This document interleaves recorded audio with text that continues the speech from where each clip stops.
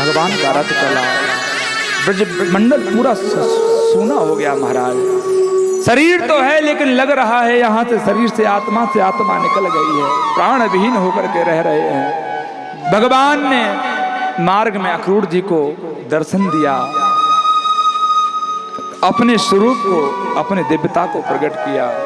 मथुरा पहुंचे, जाकर के भगवान ने कुब्जा के ऊपर कृपा करी, माली के ऊपर कृपा करी। मार्ग में धोबी मिला, भगवान ने देखा ये त्रेता युग का वही धोबी है जिसके कारण मैंने अपने प्रियतमा सीता से बिछोए हुआ था। भगवान ने एक थप्पड़ मारा, उसका भी उद्धार किया। भगवान ने कुबलिया पीड़ हाथी का उद्धार किया, धनुष को तोड़ा। और जहां सभा लगी हुई थी महाराज, उस सभा में पहुंच गए दाऊ और कृष्ण, जहां चारुण और मुष्टिक नामक दो दैत्य थे, बहुत बलशाली थे। कहा कि इनसे मल्ल युद्ध होगा। जो वहां पर मथुरा वासी थे सब देखने लगे। कहा कि ये छोटे छोटे लाला कैसे मारेंगे इन दोनों पहलवानों को। कहते हैं जाकी रही भावना जैसी, प्रभु मूरत देखी तिन तैसी। जो भगवान को छोटे रूप में देख रहा था उन्हें बालक दिखाई दे रहे थे। जिसने ठाकुर जी को संत महंत बैठे थे उन्होंने भगवान के रूप में देखा, उन्हें भगवान के दर्शन हो रहे थे। भगवान ने दोनों का उद्धार किया। तो उपरांत कंस अपनी तलवार लेने के लिए खड़ा हुआ। भगवान दौड़ करके कंस के पास पहुंचे और केशों को पकड़ा, केस पकड़ करके नीचे फेंका है महाराज। और ब्रह्मांड का सारा भार अपने ऊपर रख करके कंस के ऊपर जैसे ही गए हैं और एक ही प्रकार से उस कंस का राम नाम सत्य कर दिया। बोलिए भगवान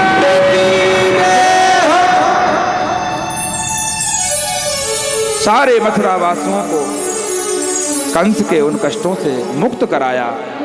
भगवान ने उनका उद्धार किया। भगवान ने अपने नाना उग्रसेन को वहां से मुक्त कराया। और आज भगवान दूसरी बार, पहली बार जब अपने मैया बाबा से मिले वसुदेव और देवकी मैया से, तो लाला बहुत छोटे थे महाराज। मैया देवकी ने और वसुदेव जी ने जब कन्हैया को देखा था, कन्हैया बहुत छोटे थे, 11.5 वर्षों के बाद आज अपने कन्हैया के दर्शन करने वाले हैं। जैसे ही गए मैया देवकी की आंखों से अश्रुपात हो थे। भगवान ने साष्टांग प्रणाम किया, दाऊ भैया ने प्रणाम किया, हृदय से लगाया, उनको वहां से मुक्त कराया। उग्रसेन को राजा बनाया गया। भगवान को विद्या अध्ययन करने के लिए सांदीपन गुरुकुल में भेजा गया, उज्जैन, जहां पर भगवान ने विद्या अध्ययन किया। 64 दिनों में 64 कलाओं को सीख करके भगवान आए हैं। एक दिन की बात है, भगवान नीचे बैठे थे, मैया यशोदा ने देखा कन्हैया, मैया देवकी ने देखा कन्हैया उदास है, तो उन्हें लगा ये इन्हें माखन की याद आ रही होगी। एक बार देवकी मैया से मैया यशोदा ने कहा था कन्हैया को माखन मिश्री बहुत प्रिय है, बहुत पसंद है। जैसी वो बात याद आई, मैया देवकी एक थाल में माखन मिश्री लेकर कन्हैया के सामने पहुंची। और जैसी माखन मिश्री को देखा, कन्हैया को मैया यशोदा की याद आ गई और भगवान दौड़ कर के छत पर चले गए महाराज। छत पर जाकर के भगवान ने जिस तरफ वृंदावन है उधर मुख घुमा करके देख रहे थे, रो रहे थे। उद्धव जी को भेजा, उद्धव जी जाकर के देखते, कन्हैया को समझाते, अरे कन्हैया तू राजा है, राजा बनने वाला है, तुम्हें ये सब बातें शोभा नहीं देती, क्यों रोते हो? ज्ञान देने लगे महाराज। उद्धव जी बहुत ज्ञानी हैं। भगवान ने एक प्रश्न किया, उद्धव एक बात पूछूं, ये जो वृंदावन से हवा उड़ करके आ रही है, ये जो हवा उड़ करके आ रही है, एक एक हवा के जो कण मुझ में स्पर्श हो रहे हैं, सबकी बहुत याद आती है, मैया की याद आती है, बाबा की याद आती है। क्या उद्धव वो भी मुझे याद करते होंगे? भगवान ने कहा कभी वो भी याद करते होंगे। जब से श्याम गए हैं भैया, तब से वो गोपियां नित्य दिन बरसत नयन हमारे, जब से श्याम सिधारे। कहा कि जब से भगवान गए हैं तब से मैया बाबा ने रोना बंद नहीं किया। ब्रजवासियों ने, गोपियों ने रोना बंद कर दिया। राधा रानी ने जो अश्रुपात एक डिब्बी में बंद करके रखा। महाराज उद्धव से प्रार्थना करी, हे उद्धव तुम वृंदावन चले जाओ, ब्रजवासियों का हाल चाल देख करके आना, पूछ करके आना, सब सकुशल तो हैं। उद्धव जी ने कहा मैं जा तो रहा हूं, मैं 6 दिन रहूंगा, उससे अधिक नहीं रुकूंगा वहां। कहा कि भैया तुम 6 दिन में लौटकर आ जाना। आज कन्हैया ने जैसा श्रृंगार अपना था वैसा श्रृंगार उद्धव जी का कराया, पीतांबर धारण किया है, मोर मुकुट पहनाया है, और इतना ही नहीं, जिस रथ पर भगवान बैठ करके आए थे उसी रथ पर बैठा करके उन्हें विदा किया। उद्धव जी भगवान के जैसे ही दिखते हैं। जब जाने लगे भैया तो कन्हैया ने पत्र लिखा। कहा कि पहला पत्र मैया यशोदा के लिए लिखा और कहा, उद्धव मेरी मैया से जा कहियो, उद्धव मेरी मैया को बतैयो, तेरो कान्हा बहुत दुख पावे, तेरो कान्हा बहुत दुख पावे, उद्धव जाके तू कहियो, उद्धव मेरी मैया को बतैयो। पहला पत्र अपनी माँ के लिए लिखा। माँ से जाकर के कहना, माँ तेरा बेटा तुझसे दूर होकर कोई सुखी नहीं है, तुझसे बिछड़ करके बहुत दुखी हो गया है, ऐसा पत्र लिखा, तेरी बहुत याद आती है। और दूसरा पत्र बाबा के लिए लिखा। कहा कि पता उद्धव जब मैं छोटा था ना तो बाबा की उंगली पकड़कर चलता था, जब मैं कहीं गिर जाता था तो बाबा उठाकर अपने कंधे पर बिठा लेते थे और कहते थे, लाला अब बहुत चल लियो, थक गए हो, अब कल चलियो। नंद बाबा की बहुत याद आती है। बार बार ऐसी प्रार्थना करी, पत्र लिखे महाराज।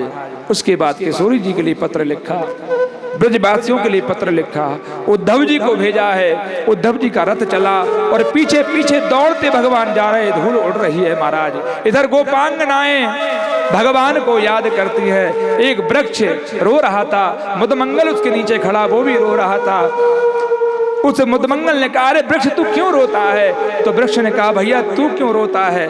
तो कहा, मैं तो इसलिए रो रहा हूं, कन्हैया को मालूम था कि मैं गरीब हूं, फिर भी एक दिन कहा तू जो कलेवा लेकर आएगा मैं उसी का सेवन करूंगा। मैं छाछ लेकर आया,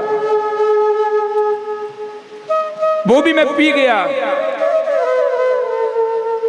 अगर मैं ठाकुर जी को भोग ना लगा पाता तो मेरी बड़ी बदनामी होती।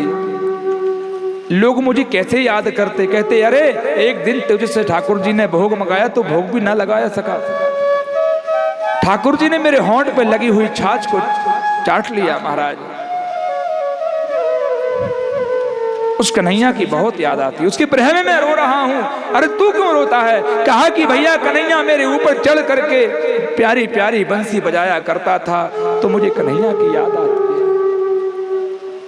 कुछ लोग उस मार्ग पर जिस से ठाकुर जी गए, वचन देकर गए थे, भैया मैं परसों आ जाऊंगा, तो जाकर के बैठते।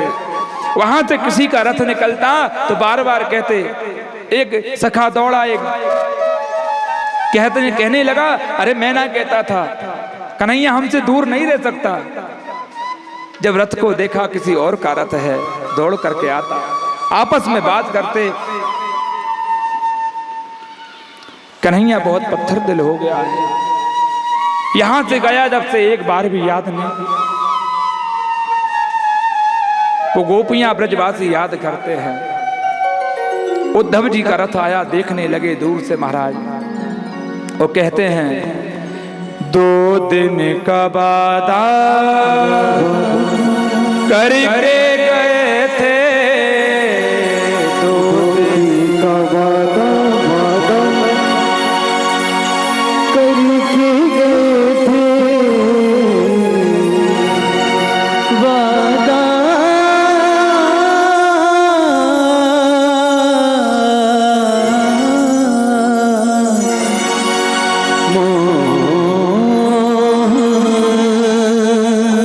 सावरे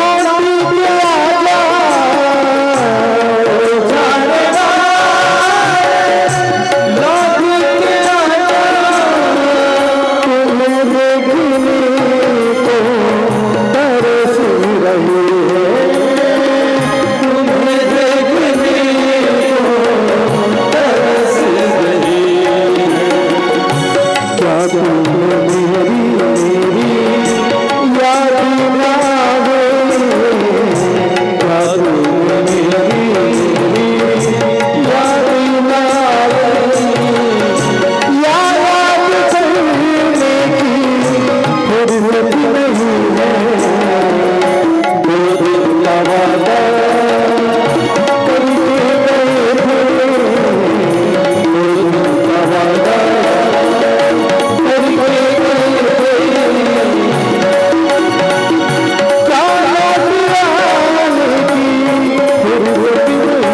करके गए थे, क्या याद आने की फुर्सत नहीं है, जो याद आने की फुर्सत नहीं है, दो दिन का वादा करके गए थे, दो दिन का वादा करके गए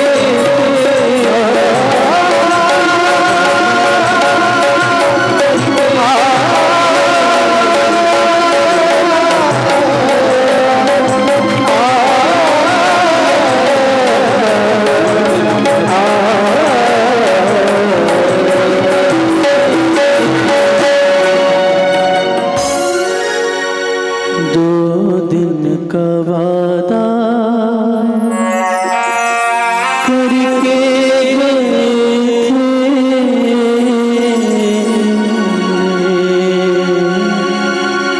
क्या लौट आने की फुर्सत नहीं है।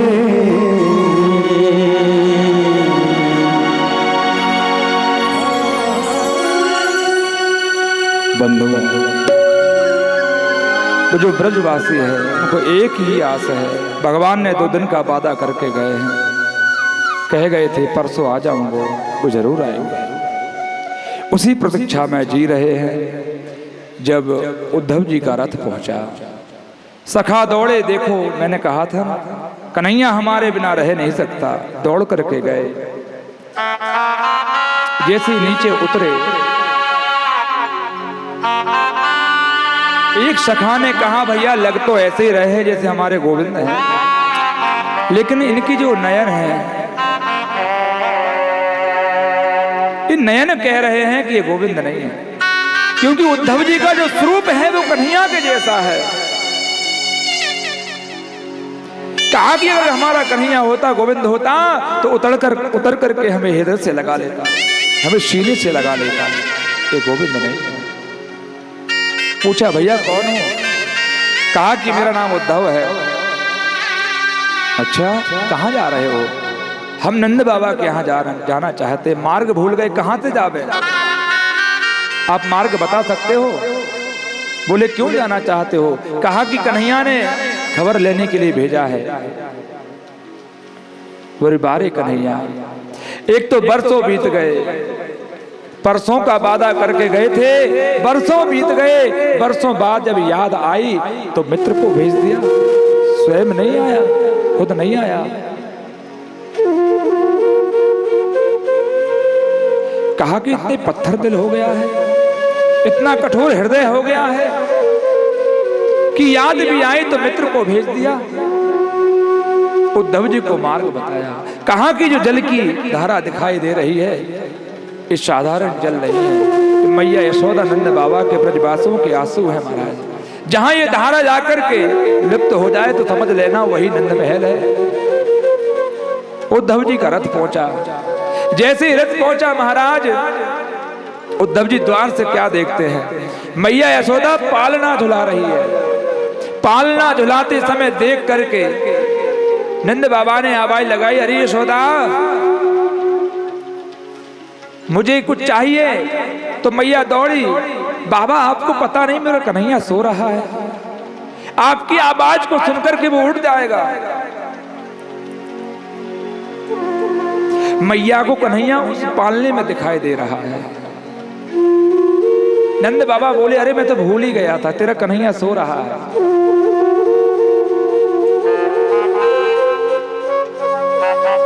उद्धव जी ने जो प्रेम देखा, जाकर के वहां खड़े खड़े महाराज सब सुन रहे हैं। मैया यशोदा ने कहा, बाबा आप तो कन्हैया को छोड़ने गए थे,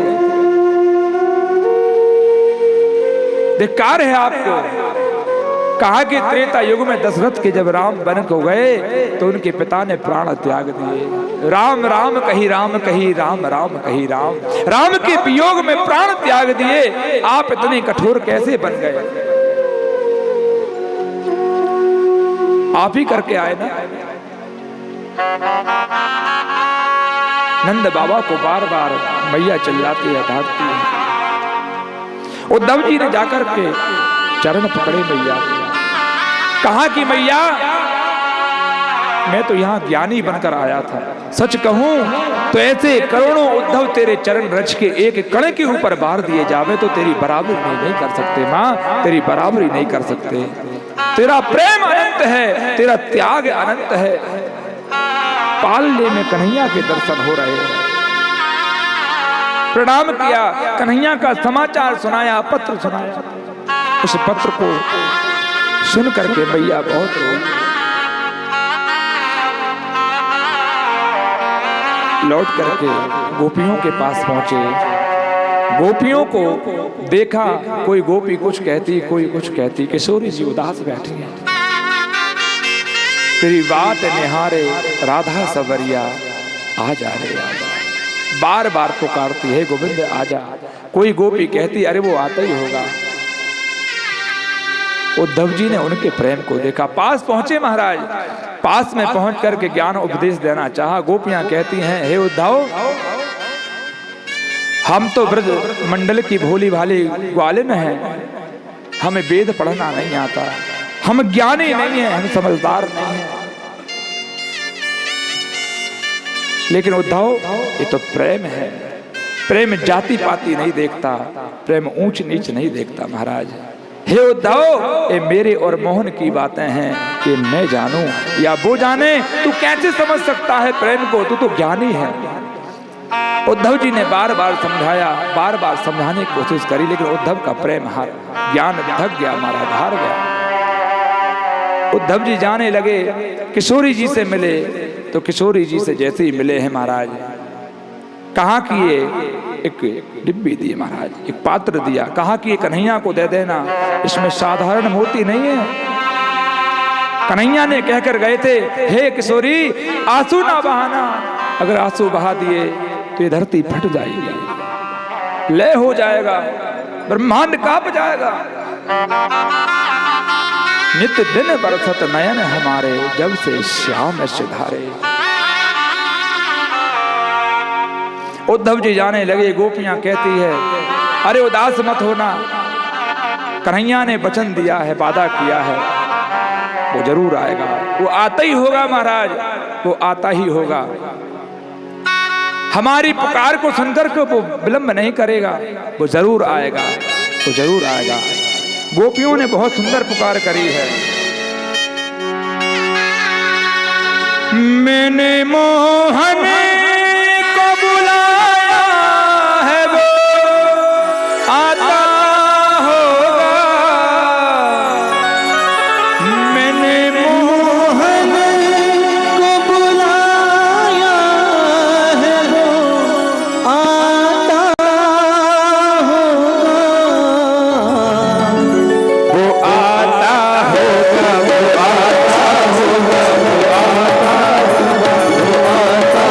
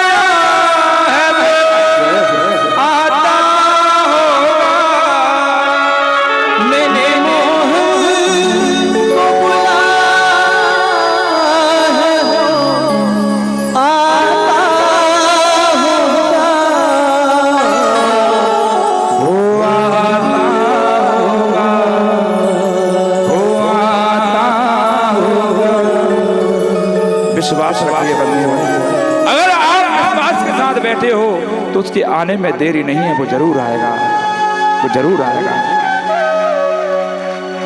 आप बस सबरी के जैसे इंतजार करिए, वो जरूर आएगा। आप मीरा के जैसे प्रेम में पागल बन जाइए, वो जरूर आएगा। किसी ने कहा मीराबाई पागल हो गई थी महाराज, बावरी होकर के घूमती थी, लोग ताना मारते, पत्थर मारते थे, है पागल हो गई, देखो कैसी घूमती है। मैं सच कहूं तो प्रेमी पागल ही होता है, प्रेमी पागल ही होता है। जब किसी से सच्चा प्रेम होता है तो महाराज देह गेह की सुध नहीं रहती, सब भूल जाता है। मेरो तो गिरधर गोपाल दूसरो ना कोई, वो जाके सिर मोर मुकुट सो मेरो पति होए। ऐसी सबने प्रार्थना करी। उद्धव जी वहां से गए, जब मथुरा पहुंचे कन्हैया से मिले तो बंधुओं कन्हैया ने कहा उद्धव 6 दिन का कह करके गए थे, क्या बात हो गई? आप तो 6 महीने लग गए महाराज, 6 महीने में लौट करके गए हैं। भगवान ने ऐसी अनंत लीलाएं करी हैं, ये ऐसे प्रसंग हैं महाराज, अगर घंटों भी गाया जाए तो आंसू बंद ना हो। वैसे तो इतना ब्रह है कि किसी की वाणी में इतनी ताकत नहीं, क्षमता नहीं कि उनके इस करुण को, इस करुण रस को, इस वियोग को, इस बिछोड़ को गा सके। हम तो सिर्फ कल्पना कर सकते कि ऐसा हुआ। हम कथा सुनकर के इतने दुखी हो जाते हैं, सोच करके जब भगवान गए होंगे। जैसे बेटी की विदा होती है तो विदा के समय माँ, पिताजी, सगे संबंधी सब आंसू बहाते हैं, जबकि हम तो बेटी के यहाँ आ जा सकते हैं। लेकिन एक बात और कहें, जब से गोविंद गए थे, मथुरा और वृंदावन में 10-5 किलोमीटर का फर्क है। आप कभी जाकर के देखना कितनी दूरी है। अगर कोई पैदल चले महाराज तो 1-2 घंटे में पहुंच जाए, इतनी दूरी है। फिर भी ब्रजवासी नहीं गए, क्यों? कन्हैया ने कहकर गया है परसों आ जाएगा। सुख मिलने में नहीं है, सुख मिलने में नहीं है महाराज, सुख तो बिछड़ने में है, वियोग में है। जैसे बरसात के दिनों में एक झूला झूलन का कार्यक्रम होता है, ब्रजमंडल में झूला झुलाया जाता है, तो जैसे झूला पास में आता है तो ऐसा लगता है गोविंद पास में है। जब पास में आता है तो सब कुछ भूल जाते हैं, लेकिन जैसे झूला पीछे की ओर जाता है तो ऐसा भाव प्रकट होता है, ऐसा लगता है कि कब लौट कर आएगा, कब मिलेंगे। एक मिलने की आस रहती है, उसकी याद बनी रहती है। तो आनंद मिलने में नहीं, आनंद तो बिछोड़ में है महाराज, बिछड़ने में है। यहां से भगवान ने दूसरी लीला प्रारंभ करी। कहा कि जरासंध कंस का जो ससुर है बार बार आक्रमण करता है, 17 बार आक्रमण किया महाराज, लेकिन भगवान के हाथों से मारा नहीं गया। हर बार परास्त होकर के हार करके चला जाता। इस बार तो उसने ब्राह्मणों को पाठ इत्यादि पर लगा दिया। कहा कि 1000 ब्राह्मणों को कहा कि आप पाठ करिए, माला जप करिए, अगर मैं युद्ध में जीत गया तो माला माल कर दूंगा, जीवन में कभी कुछ कहीं कुछ मांगने की आवश्यकता नहीं है, और अगर मैं हार गया तो सबकी गर्दन काट दूंगा। युद्ध करने गया, युद्ध में भगवान ने देखा कि ऐसी प्रतिज्ञा लेकर के आया है, और भगवान कहते भैया मैं धराधाम पर ब्राह्मणों के लिए, गौ माता के लिए, भक्तों के लिए, संतों के लिए तो प्रकट होता हूं, जन्म लेता हूं, बार बार आता हूं। ब्राह्मणों को आप साधारण मत समझिए, 4 वर्ण होते हैं महाराज। ब्राह्मणों को तो भगवान भी प्रणाम करते थे। ब्राह्मण मानुष न जानिए, गौ न जानिए ढोर, और तुलसी वृक्ष न जानिए, ये तीनों नंद किशोर। ये तीनों भगवान के स्वरूप है, ब्राह्मण, गौ माता और तुलसी का वृक्ष, ये तीनों नंद किशोर भगवान को बहुत प्रिय है। इस बार भगवान ने रण छोड़ करके भागे हैं। समुद्र के बीचों बीच द्वारिका नाम की अनुपम नगरी बसाई है। योग माया द्वारा सारे मथुरा वासियों को द्वारिका में प्रविष्ट कराया है। तदुपरांत भगवान यहाँ से रण छोड़कर भागे हैं। एक नाम पड़ गया भगवान का, रण छोड़ ब्राह्मणों के लिए। बोलिए रण छोड़ भगवान की जय हो। भगवान वहां से भागे और जाकर के द्वारिका नगरी में निवास करने लगे। जरासंध की मृत्यु कैसे हुई सबको पता है। भीम से मल्ल युद्ध हुआ, भीम भैया ने दोनों भाग किए, एक को इस तरफ फेंका एक को इस तरफ फेंका, तो उसका उद्धार हुआ। द्वारिका बसाई महाराज बहुत अनुपम नगरी है। भगवान का जब द्वारिका पहुंचे तो एक नाम और पड़ गया, द्वारकाधीश। बोले द्वारकाधीश भगवान की जय हो। और अब तो भैया दाऊ भैया का विवाह हुआ। तदुपरांत भीष्मक नामक एक राजा है जिसकी 5 संतानें हैं, जिसका एक पुत्र ऐसा है जिसका नाम है रुक्मी, जो पिता की बात को नहीं मानता। उसने अपनी बहन रुक्मणी का विवाह जबरदस्ती शिशुपाल के साथ तय कर दिया। और रुक्मणी जो मैया हैं वो मन ही मन ठाकुर जी से प्रेम करती थी। एक ब्राह्मण के द्वारा पत्र लिखवा कर भेजा गया, जाकर के पत्र भगवान को दे देना, सौंप देना। पत्र लेकर पहुंचे महाराज। जैसे ही पहुंचाया भगवान ने खोल करके देखा।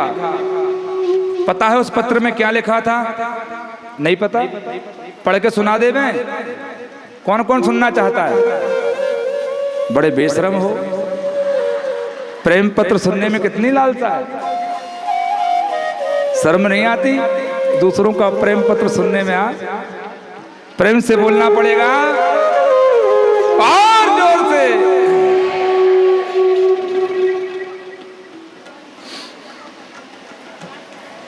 उस पत्र में लिखा था, हे गोविंद, हम आपसे विवाह करना चाहते हैं, आपको पति रूप में चाहती हैं। अगर आप हमें प्राप्त नहीं हुए हम इस देह को त्याग देंगे। भगवान ने जैसे ही देखा, भगवान गए हैं, भगवान ने रुक्मणी मैया का हरण कर कर लाए हैं और ले आए महाराज। और बड़ी धूमधाम मची है द्वारिका नगरी में, क्योंकि भगवान का विवाह होने जा रहा है। बड़ी ही धूमधाम मची है, सजाया गया है और सब तैयार हैं। रुक्मणी मैया सखियां आकर के बैठ गई हैं और उन्हें मेहंदी लगाने लगी हैं, सजाने लगी हैं, श्रृंगार करने लगी हैं। और श्रृंगार किया है महाराज। श्रृंगार करके वो भी कहती हैं, आओ मेरी सखियों मुझे मेहंदी लगा दो। जय हो।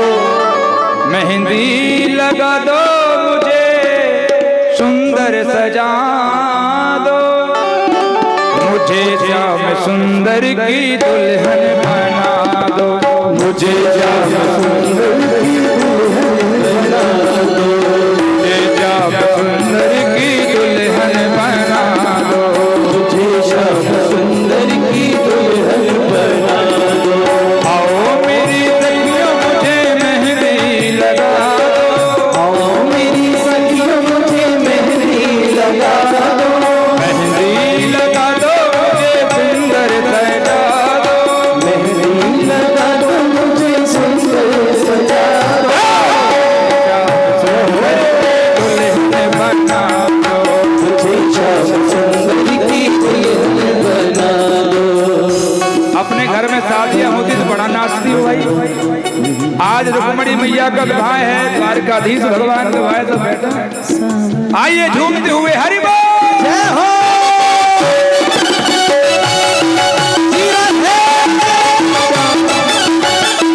देश मुनि वृंदावन हरि लाल की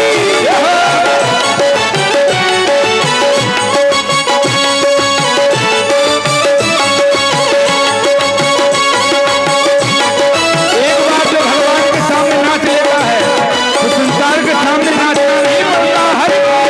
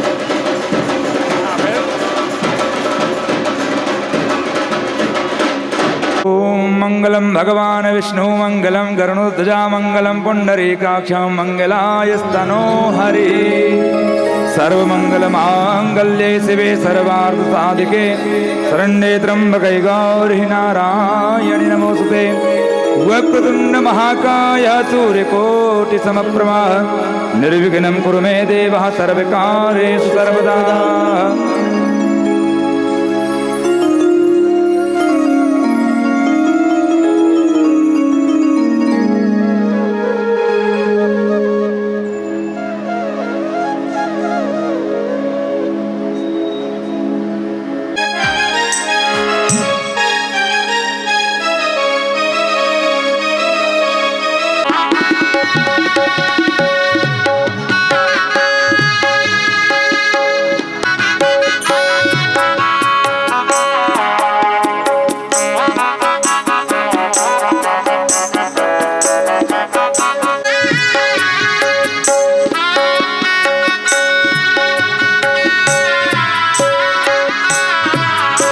किशोर सेठ राखेवार करतील।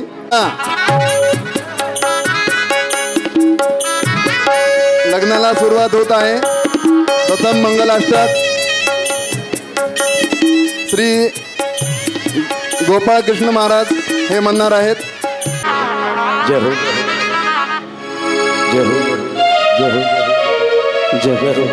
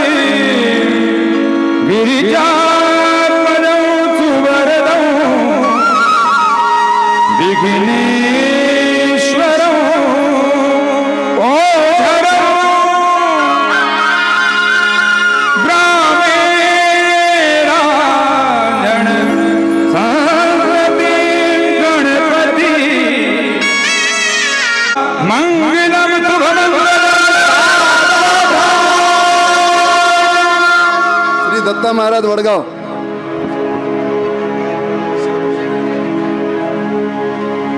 यानंतर बाळू महाराज वडगाव हे मंगलाष्टक म्हणतील। शुभ मंगल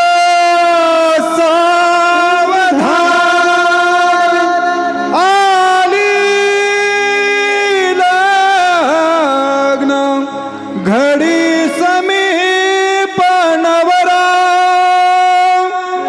घेऊन यावा घरा गृहात मधुपर्क पूजन करा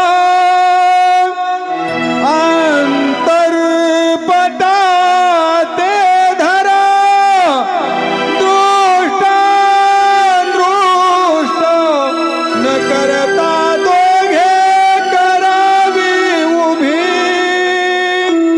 वाजल बलान करणे शुभमंगल सावधान नित्य यमुना गोदावरी नर्मदा कावेरी शरयू महे सावधपणे दोन्ही कुळी धन्यता कुर्या सदा मंगलम सावधान शुभमंगल सावधान। या हो या शुभ मंगल कार्यास या दशरथ राजाचा पुत्र राम जनक राजाची कन्या सीता या दोघांची जुळली नाती टाक हो अक्षदा या हो या हो या शुभ मंगल कार्यास या पंडुराजाचा पुत्र अर्जुन द्रौपद राजाची कन्या द्रौपदी या दोघांची जुळली नाती टाक हो अक्षदा या हो या शुभ मंगल कार्यास या शुभ मंगल सावधान. यानंतर साधा समीपी असे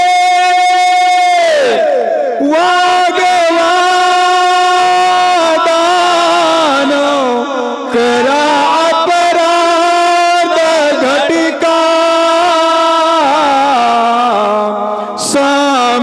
संपूर्ण लियासे